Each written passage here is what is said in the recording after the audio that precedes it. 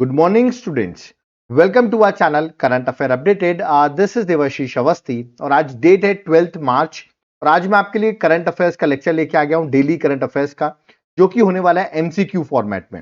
और आज के क्वेश्चंस कुछ ज्यादा इंपॉर्टेंट है एग्जाम के लिए, तो लेक्चर को एंड तक जरूर देखिएगा। आप ये मान के चलिए 2 या 3 क्वेश्चन डायरेक्टली आपके एग्जाम में इस लेक्चर से आ सकते हैं। ओके, तो मैं आपसे रिक्वेस्ट करूंगा वीडियो को लाइक जरूर करिएगा लेक्चर को स्टार्ट करने से पहले। इसमें मैं आपके लिए डेली ऐसे लेक्चर्स बनाता रहूं। ओके, तो चलिए स्टार्ट करते हैं, देखते हैं क्या क्या चीजें डेली करंट अफेयर्स 12 मार्च के लिए इंपॉर्टेंट है। देखिए, स्टार्ट करने से पहले मैं आपको अपनी बुकलेट के बारे में बताना चाहता हूं, that is 9 month current affairs. जुलाई 2024 से लेकर मार्च 2025 तक की एक कंप्लीट मैंने बुकलेट बनाई हुई है, जहां पर आपको एमसीक्यू फॉर्मेट में 1500 क्वेश्चंस आपको पिछले 9 मंथ्स के मिलेंगे। क्वेश्चंस में इमेजेस भी यूज की गई है, एक्सप्लेनेशन भी दिया गया है। ऐसे 1500 क्वेश्चंस है। अगर आपने ये क्वेश्चंस प्रैक्टिस कर लिए एग्जाम से पहले, तो एग्जाम में आपको यहीं से क्वेश्चंस देखने को मिलेंगे। कैसे आपको ये बुकलेट मिल सकती है? नीचे आपको मेरा व्हाट्सएप नंबर दिख रहा होगा, इस पर आप व्हाट्सएप करेंगे, आपको डिटेल्स मिल जाएंगी कैसे आप बाय कर सकते हैं। और अगर आप एप्लीकेशन से डायरेक्टली बाय करते हैं, तो एप्लीकेशन का नाम है देवाशीष क्लासेस, इसका लिंक मैंने डिस्क्रिप्शन बॉक्स में दे दिया है। आप ऐप डाउनलोड करें और वहां पर आपको ये कोर्स मिलेगा, करंट अफेयर्स का कोर्स। ओके, यहां पर आपको जो मैंने नोट्स बताए हैं वो तो मिलेंगे ही, प्लस आपको उसकी क्लासेस भी मिल जाएंगी। ओके, और आपको पता है होली चल रहा है, तो होली की वजह से 40% ऑफ आपको इस कोर्स में अवेलेबल मिलेगा। ओके, सो एक बार जाकर आप इसका कंटेंट जरूर चेक करें इस कोर्स का, आप खुद ही इस कोर्स को बाय कर लेंगे क्योंकि प्रॉपरली यहां पर चीजें अरेंज्ड है। ओके, और आपको सिर्फ पीडीएफ चाहिए तो ये हमारा व्हाट्सएप नंबर दिया हुआ है, इस पर आप व्हाट्सएप में मैसेज करके भी बाय कर सकते हैं। ओके, तो चलिए स्टार्ट करते हैं, देखते हैं 12 मार्च को क्या क्या चीजें एग्जाम के लिए इंपॉर्टेंट है। Let's start. सबसे पहला क्वेश्चन है, Where was the Fishery Startup Conclave 2.0 organized? तो डायरेक्टली क्वेश्चन मैंने पूछा है कि फिशरी स्टार्टअप कॉन्क्लेव हुई है 2.0, ये कहां पे ऑर्गेनाइज की गई है? ऑप्शंस आपके सामने दिए गए हैं, बट मैं आपको डायरेक्टली करेक्ट आंसर बताऊंगा, इसमें करेक्ट आंसर आपको याद हो सके। देखिए, कॉन्क्लेव 8 मार्च को हुई थी और कहां पे हुई है? Hyderabad, that is at Telangana. तो करेक्ट आंसर ऑप्शन में ए है, हैदराबाद में ये फिशरी स्टार्टअप कॉन्क्लेव हुई है। और यहां पर आप देख सकते हैं एट प्रेजेंट जो हमारे यूनियन मिनिस्टर हैं फिशरी, एनिमल हस्बेंड्री और डेयरी के, उनका नाम आपको याद रखना है, राजीव रंजन सिंह। ओके, तो ये मिनिस्टर हैं जिन्होंने, जो आगे चीफ गेस्ट है, इनॉग्रेट किया इन्होंने फिशरी स्टार्टअप कॉन्क्लेव 2.0। तो करेक्ट आंसर ऑप्शन में ए है, दैट इज हैदराबाद। और मैं आपको कुछ पॉइंट और बता देता हूं, यहां पर एक एप्लीकेशन भी लॉन्च किया गया है जिसका नाम है national fisheries digital platform, short form में कहेंगे एनएफडीपी। ठीक है, मोबाइल एप्लीकेशन लॉन्च किया गया है और एक फिशरी स्टार्टअप ग्रैंड चैलेंज 2.0 भी लॉन्च किया गया है। देखिए, इस ऐप पे क्या होगा, जैसे कोई स्टार्टअप करना चाह रहा है इस फिशरीज के सेक्टर में, ओके, तो कौन कौन सी स्कीम्स हो सकती है जो उसको बेनिफिट्स देंगी, क्या मॉड्यूल फॉलो करना पड़ता है, वो सारी चीजें आपको इस एप्लीकेशन में अवेलेबल मिल जाएगी। ठीक है, तो एक सीमलेस इंटरफेस मिल जाएगा स्टार्टअप्स को, है ना, स्कीम्स बेनिफिट्स क्या हो सकते हैं वो सब चीजें आपको यहाँ पर अवेलेबल मिल जाएंगी। ओके, और याद रखना आपको फिशरीज के मिनिस्टर कौन है, अभी मैंने आपको बताया राजीव रंजन सिंह। ओके, चलिए आगे बढ़ते हैं, नेक्स्ट क्वेश्चन में आते हैं, that is question number 2। Who won the doubles title? ठीक है, at the 2025 Rwanda Challengers tennis tournament. तो एक टेनिस का टूर्नामेंट है, ओके, इसमें डबल्स का टाइटल किसने जीता है? देखिए, जब कोई इंडियन जीतता है तभी ऐसे टूर्नामेंट्स जो होते हैं वो इंपॉर्टेंट हो जाते हैं। तो इस टूर्नामेंट को ऑफ कोर्स एक डबल्स में जो है एक इंडियन है, ये उनकी इमेज, इनका नाम है सिद्धांत बांतिया। याद रखिए, सिद्धांत बांतिया जो है, और उनके साथ जो उनके पार्टनर थे वो थे अलेक्जेंडर डॉन्स्की, जो यहां पर आपको दिख रहे होंगे। इन दोनों ने मिलके इस चैंपियनशिप को जीती है। तो correct answer option number B है। ठीक है, इसको सिर्फ आपको गो थ्रू करना है कि किसने जीती है। और सिद्धांत की, याद रखिएगा, पहली एटीपी चैलेंजर टाइटल है, जो टेनिस का टूर्नामेंट होता है पहला है उनका। ठीक है, और ये डबल टाइटल याद रखना आपको, जो अलेक्जेंडर है ये बुल्गारिया से बिलोंग करते हैं और सिद्धांत मैंने अभी आपको बताया इंडिया से बिलोंग करते हैं, और इन्होंने जीती है रवांडा चैलेंजर टेनिस टूर्नामेंट 2025। वो भी कौन सा? डबल्स टाइटल इन्होंने जीता है। ओके, चलिए नेक्स्ट क्वेश्चन में आते हैं, question number 3। Which country recently quit मतलब उसने छोड़ दिया है किस कन्वेंशन को?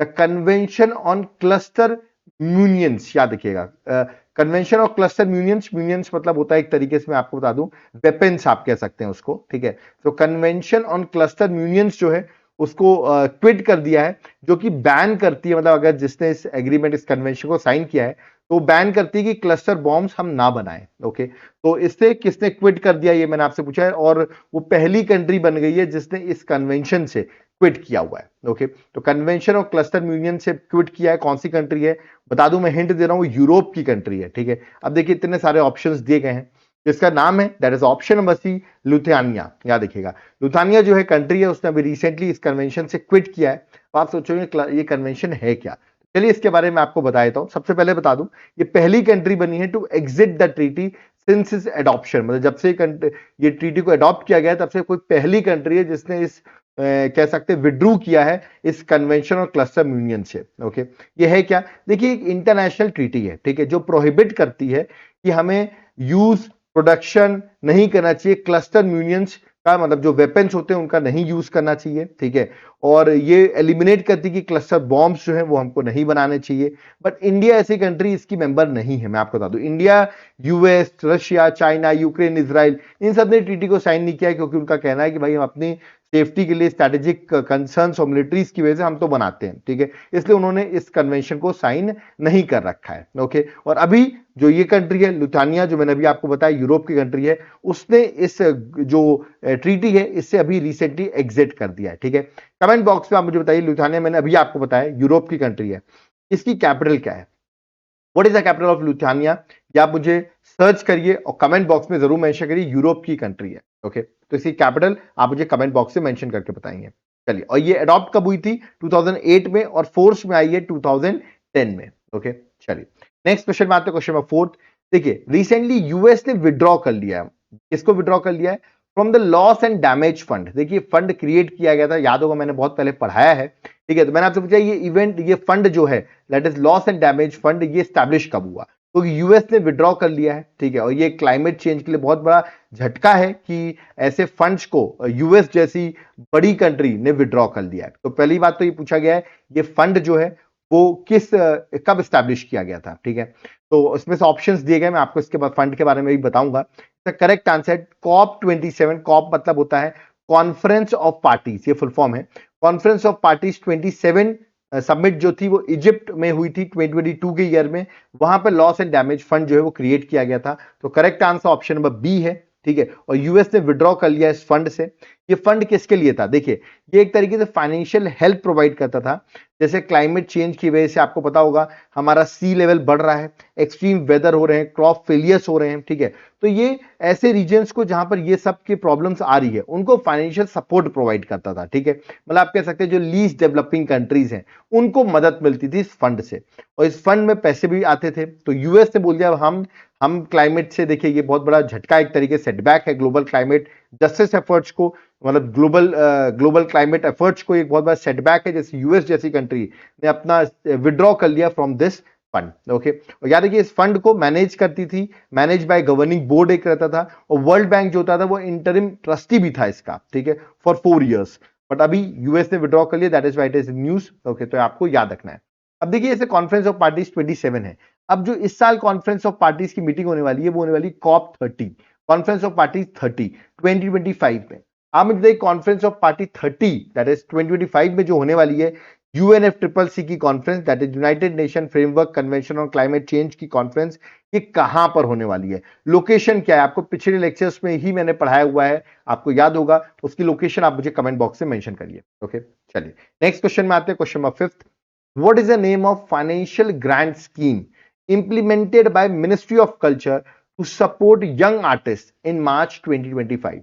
तो मार्च 2025 में स्कीम लॉन्च की गई है, फाइनेंशियल ग्रांट प्रोवाइड मिलेगा किसको, यंग आर्टिस्ट को। मिनिस्ट्री ऑफ कल्चर ने इसको लॉन्च किया हुआ है। तो मैंने पूछा है इस स्कीम का नाम क्या है, जहां पर फाइनेंशियल हेल्प मतलब आपको डायरेक्टली पैसे मिलेंगे। ठीक है, जो यंग आर्टिस्ट होते हैं उसका नाम क्या है स्कीम का, तो ऑप्शंस आपके सामने, मैं डायरेक्टली करेक्ट आंसर बता रहा हूं, that is option number C, scholarship to young artist in different cultural field, ये इस स्कीम का नाम है। देखिए इस स्कीम के अंदर मिनिस्ट्री ऑफ कल्चर ने लॉन्च किया हुआ है, यंग जो आर्टिस्ट होते हैं उनको सपोर्ट किया जाएगा, जैसे कि कोई क्लासिकल डांस फॉर्म से रिलेटेड है, कोई इंडिजिनस आर्ट वर्क से रिलेटेड है। ठीक है, तो ऐसी फील्ड से रिलेटेड होंगे तो आपको यहाँ पे स्कॉलरशिप प्रोवाइड करेंगे, मतलब 5,000 रुपए 5,000 रुपीज पर मंथ जो है वो 400 स्कॉलर्स जो है उनको चूज किया जाएगा, और उनको 5,000 रुपीज पर मंथ जो है गवर्नमेंट प्रोवाइड करेगी for a period of 2 years, मतलब 2 साल के लिए 5 साल 5,000 रुपए पर मंथ जो है गवर्नमेंट प्रोवाइड करेगी। और यहाँ पर एज जो होनी चाहिए आर्टिस्ट की वो 18 ईयर से लेके 25 ईयर्स होनी चाहिए, ठीक है। तो ये स्कीम का नाम आपको याद रखना है, मिनिस्ट्री ऑफ कल्चर की ने इंप्लीमेंट करी है फाइनेंशियल ग्रांट स्कीम, ओके। आप मुझे बताइए एट प्रेजेंट सेंट्रल गवर्नमेंट में, ठीक है, मिनिस्ट्री ऑफ कल्चर जो है, ठीक है, वो अभी मिनिस्टर कौन है, who is the minister of culture, या मुझे कमेंट बॉक्स में मेंशन करके बताइए, ओके। चलिए नेक्स्ट क्वेश्चन में आते हैं, question number 6। This is very very very important question. Question क्या है, which city of India is identified as most polluted city according to World Air Quality Report 2024? तो वर्ल्ड एयर क्वालिटी रिपोर्ट 2024 के according most polluted city कौन सी हो गई है, ये मैंने आपसे पूछा हुआ है। ऑप्शंस आपके सामने मैं बता दूं, टॉप 20 सिटीज जो वर्ल्ड में आई हैं उनमें से 13 सिटीज जो हैं वो इंडिया में हैं जो पोल्यूटेड हैं। तो आप सोच सकते हैं टॉप 20 में 13 सिटीज जो इंडिया की हैं जो पोल्यूटेड सिटीज में जिन्होंने स्टेटस गेन किया है, और रैंक 1 पे भी एक इंडियन सिटी ही है और उसका नाम है ऑप्शन नंबर ए, याद रखिएगा, बर्निहाट मेघालय में।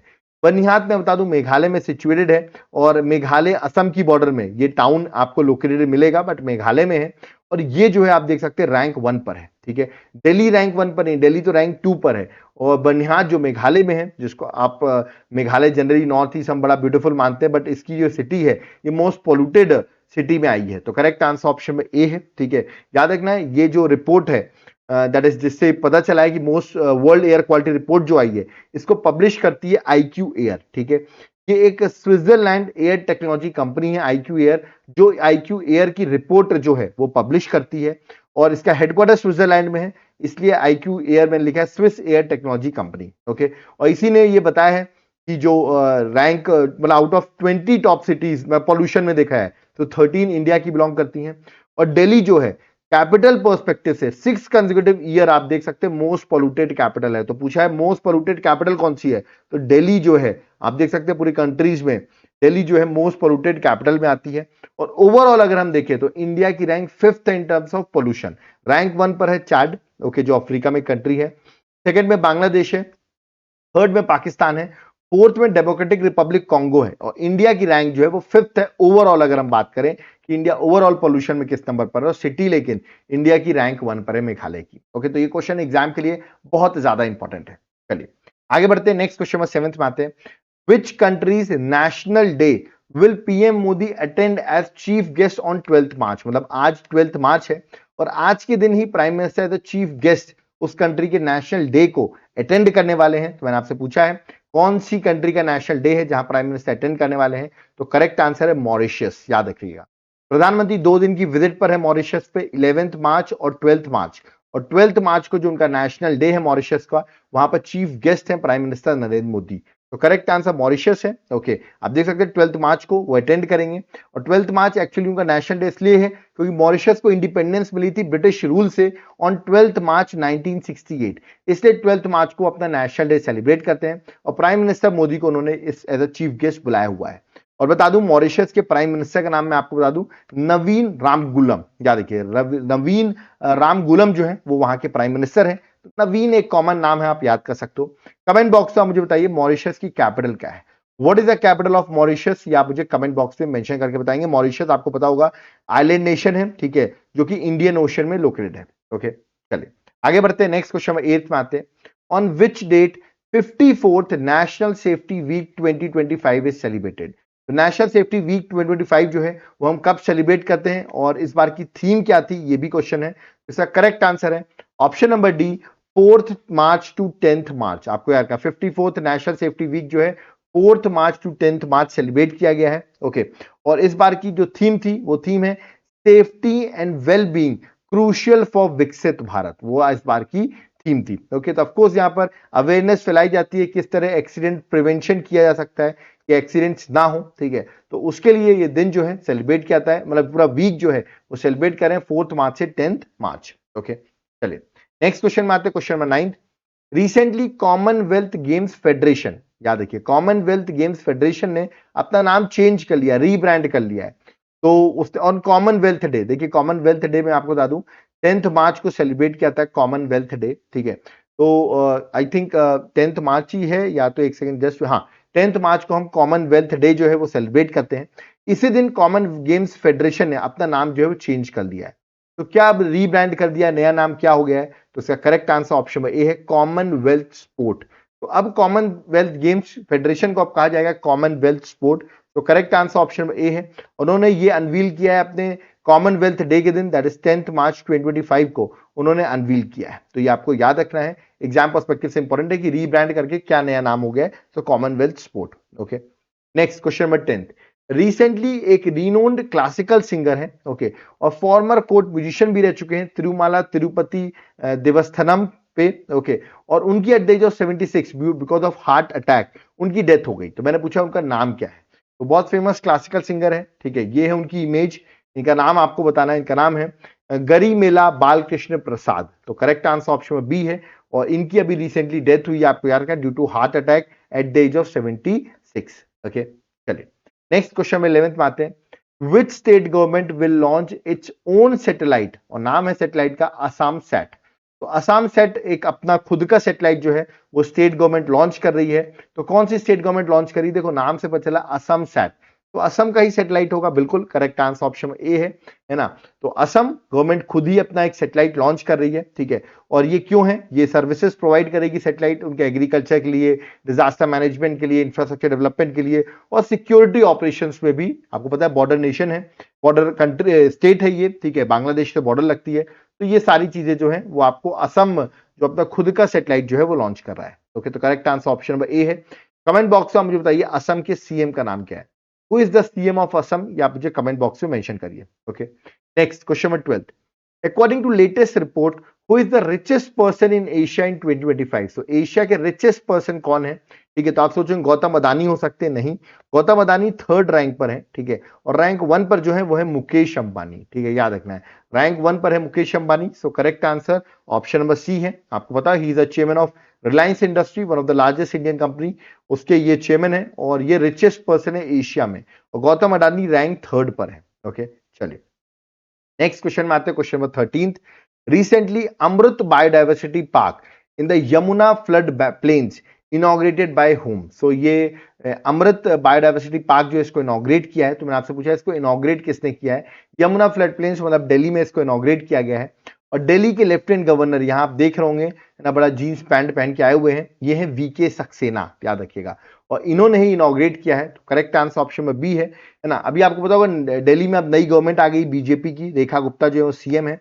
ओके, तो ये जो एक स्टेप है, एक तरीके से आप कह सकते हैं, जो उन्होंने वादा किया हुआ है कि यमुना को हम साफ करेंगे, क्लीन करेंगे, तो उसी की तरह एक स्टेप है ये अमृत बायोडाइवर्सिटी पार्क, जो कि स्टैब्लिश किया गया है यमुना फ्लड प्लेन्स में, जिसको lieutenant governor VK Saxena ji ने इनॉग्रेट किया हुआ है। ओके, चलिए नेक्स्ट क्वेश्चन में आते हैं, question number 14th।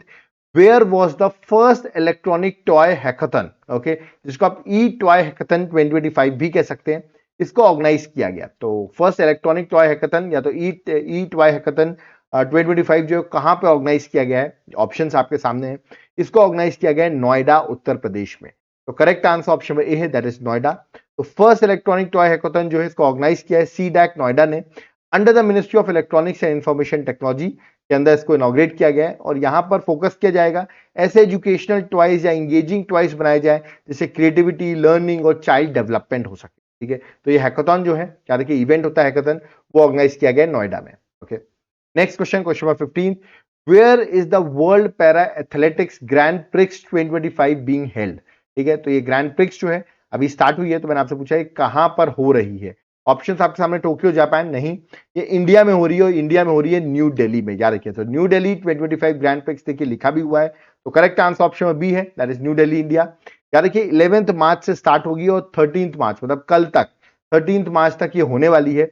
Jawaharlal Nehru stadium जो न्यू दिल्ली में है वहां पर होस्ट होने वाला है। तो एग्जाम पर्सपेक्टिव से आपको ये चीज याद रखना है, ठीक है। लैंडमार्क इवेंट है पैरा एथलेटिक्स के लिए, ये बहुत इंपॉर्टेंट इवेंट है। ओके, तो यहां पर आपने देखे होंगे आज के जो हमारे क्वेश्चंस हैं वो सारे मैंने यहां पर कंप्लीट कर दिए हैं, डिस्कस कर दिए हैं। ओके, और जाते जाते मैं आपको फिर से अपनी एक बुकलेट के बारे में बता रहा हूं, that is 9 month current affairs.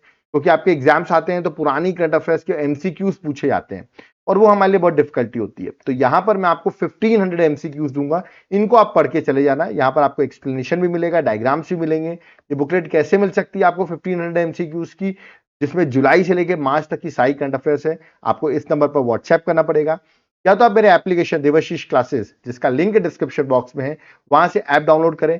वहां पर आपको करंट अफेयर्स का कोर्स मिलेगा, ये वाला। इसको आपको बाय कर लेना है, क्योंकि यहाँ पर आपको नोट्स भी मिल जाएंगे, प्लस आपको क्लासेस भी मिल जाएंगी, और होली की वजह से 40% ऑफ भी आपको इस कोर्स में अवेलेबल हो जाएगा। ओके, और एक बार आप जाके इसका कंटेंट जरूर चेक करिएगा, आपके एग्जाम के लिए बहुत ज्यादा हेल्पफुल है।